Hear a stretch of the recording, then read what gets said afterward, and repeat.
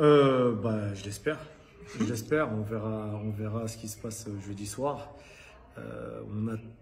C'est toujours le problème. On a très peu de temps entre les voyages et le départ de leur club, aux respectives filles, et surtout le calendrier qui nous a été fait en début de compétition.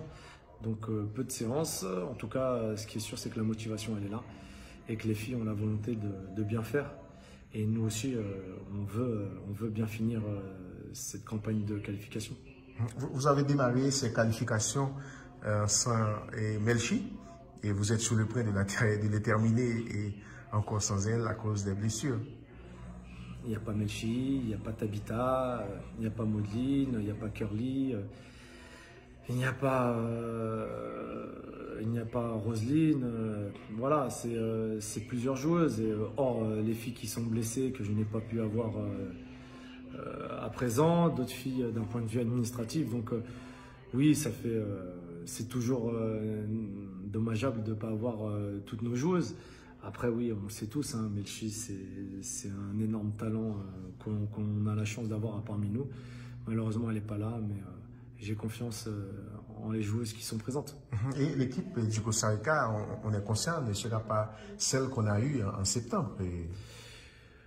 Nous, on n'affrontera peut-être pas la même équipe que le Costa Rica a pu mettre en place à Saint-Domingue, mais elles ne joueront pas non plus la même équipe. Donc je pense qu'on a évolué depuis ce match-là et on veut le prouver et le montrer.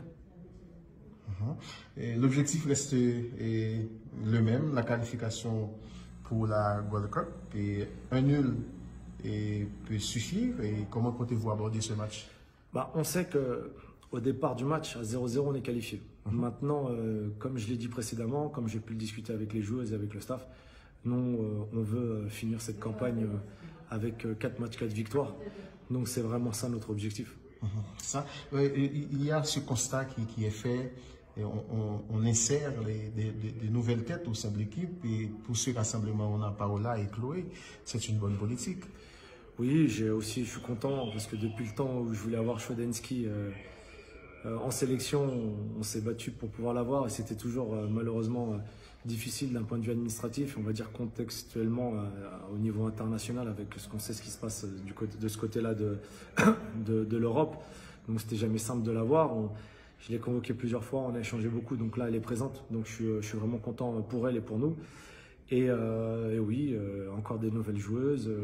Je découvre aussi Noah Gantier que je n'avais pas pu avoir avant puisqu'elle était blessée.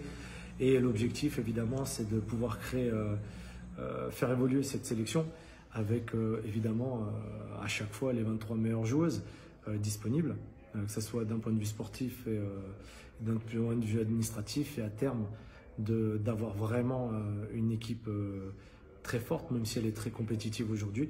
Je pense qu'on peut encore l'améliorer, on peut encore la faire évoluer. Et ce soir et cet après-midi, il y aura cette dernière séance d'entraînement avant le match. Vous allez sans nul doute travailler votre plan de jeu, peaufiner votre plan de jeu.